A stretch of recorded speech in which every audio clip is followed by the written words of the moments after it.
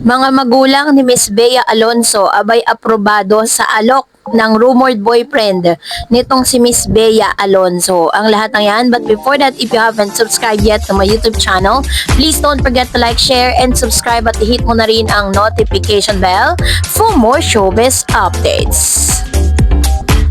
Bago tayo of course magpatuloy sa ating updates for today's video, nais ko pong pasalamatan kayo for always watching and trusting this channel. Thank you so much sa inyong palagian at sa araw-araw ninyong pagsubaybay sa mga updates po natin. Maraming salamat po. At ngayong araw pag-usapan natin si Miss Bea Alonso kung saan aprobado sa pamilya ng bagong kasintahan. Si Bea Alonso, isa sa pinakatanyag na aktres sa Pilipinas, ay muling nakasna sa sentro ng atensyon matapos mapabalitang may bagong kasintahan na aprobado ng kanyang pamilya. Matapos ang kanyang hiwalayan kay Dominic Roque, tila unti-unti nang bumabalik ang sigla sa kanyang buhay pag-ibig. Ayon sa mga ulat, si Bea ay kasalukuyang nakikipag-date sa isang non-showbiz na lalaki na isang negosyanteng PhilAm na nagngangalang Michael Needham. Bagamat hindi pa ito kumpirmado ng aktres, maraming mga tagahanga at netizen ang napansin sa kanilang mga sweet na larawan sa social media. Isang mahalagang aspeto sa bagong relasyon ni Bea ang pagiging aprobado nito sa kanyang pamilya. Ayon sa mga ulat, masaya ang pamilya ni Bea para sa kanya at suportado nila ang mga desisyon muling magmahal. Ito ay isang malaking bagay para sa aktres. Lalo na't alam ng marami kung gaano kahalaga sa kanyang opinyon ng kanyang pamilya. Pero dahil po dun sa mga spekulasyon na nagkalat, mas umiingay po ngayon ang isang pangalan, no? Lumilitaw na isang pangalan. Matatandang noong Feb 2024, kinumpirma ni Bea at Dominic Roque ang kanilang hiwalayan matapos ang kanilang engagement noong July 2023. Ayon kay Bea, ito ay isang mutual decision at pareho nilang napagkasunduan na maghiwalay ng landas. Bagamat masakit, sinabi ng aktres na natutunan niyang patawarin ang kanyang sarili at mag-move on sa masalimuot na karanasan. Sa panayam, inamin ni Bea masaya siya sa kanyang pagiging single at ginamit niya ang panahon upang mas makilala ang kanyang sarili. Ayon sa kanya, right now, I'm rediscovering myself without a partner. Dagdag pa niya, hindi niya isinasara ang kanyang puso sa pag-ibig, ngunit hindi rin niya pinipilit ang sarili na pumasok agad sa isang relasyon. At sa isa na naman panayam kay Boy Abunda, ibinahagi ni Bea ang kanyang pamantayan sa isang lalaki. Anya, nais ng isang lalaking hindi mula sa showbiz, may sariling tagumpay at may kakayahang mahalin siya ng buo. Dagdag pa niya, someone who will love me unconditionally and someone who will never give up on me. Matapos ang kanya nakaraang relasyon na naging bukas sa publiko, sinabi ni Bea na nais niyang panatiling pribado at ang kanyang kasusunod na relasyon. Ayon sa kanya, ayaw ko ng public na relationship ever again. Pasong-paso na ako. Ito ay upang maprotektahan ang kanyang personal na buhay at maiwasan ang mga negatibong epekto ng pagiging nasa mata ng publiko. Bukod sa kanyang buhay pag-ibig, aktibo rin si Bea sa pagtulong sa komunidad.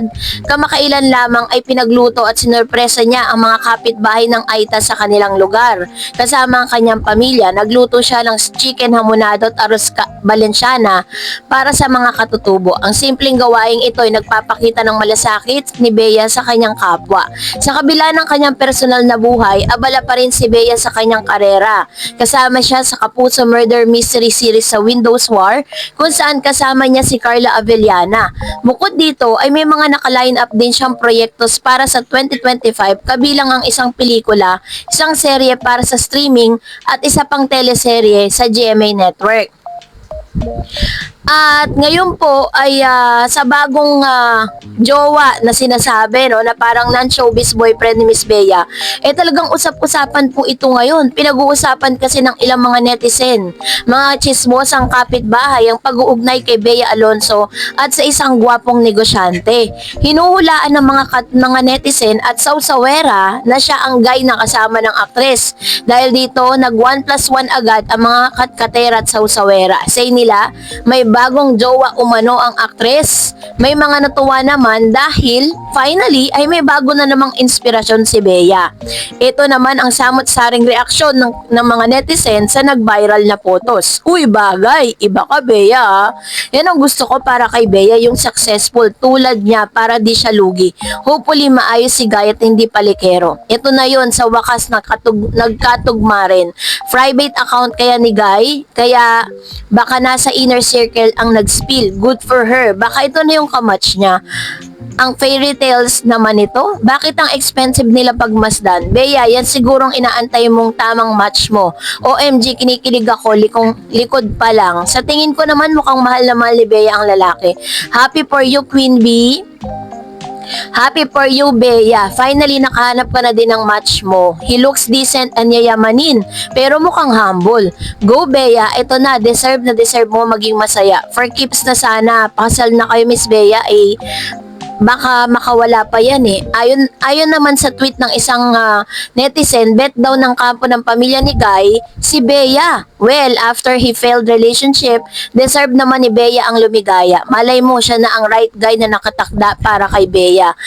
So para lang po sa kalinawan ng lahat, kilalanin natin sino nga ba ang lalaking tinutukoy na ito. Vincent Co, or ang kanya pong buong pangalan ay Ferdinand Vincent P. Co, is also known as Vincent Co.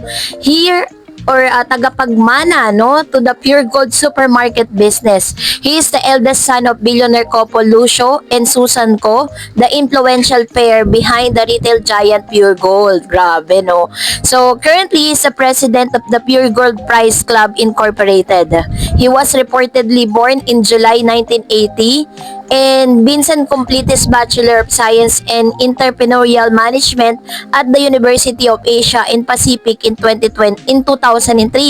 In 2007, he gained industry experience through on-the-job training at Procter & Gamble Singapore office. Throwback to the 2012 Finance Asia Award, Stephen Kunjeng. Grabe no, talagang ito pong si Mr. Vincent Co. He was one of the Pure Gold awarded millions in production grant to support a select group of filmmakers participating in the Cine Fanalo Film Festival. In 2023, Vincent was reported headlining the event and saying, "We want Cine Fanalo to uplift the spirit of young and gifted filmmakers from Luzon, Visayas, and Mindanao." He said, "We hope that the Cine Fanalo platform and the financial grant will provide an important boost of their aspiration." Yung kanyang personal na buhay, si Vincent maintain a low profile and prepare to keep his personal life out of the public eye.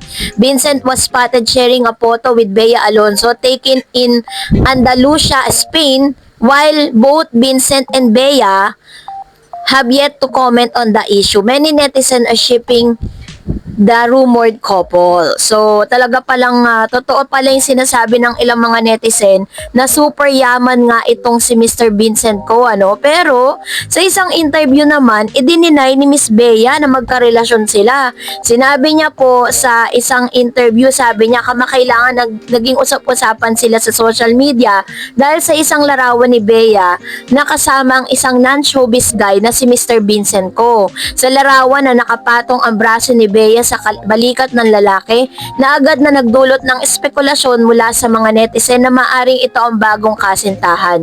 Gayunpaman, agad itong nilinaw ni Bea sa pamamagitan ng kanyang Instagram story noong November 12, 2024. Sabi niya, "Okay, this is getting out of hand. Can we all relax? We are just friends and the stories are getting ridiculous." Dagdag pa niya, "Kalma lang po tayo."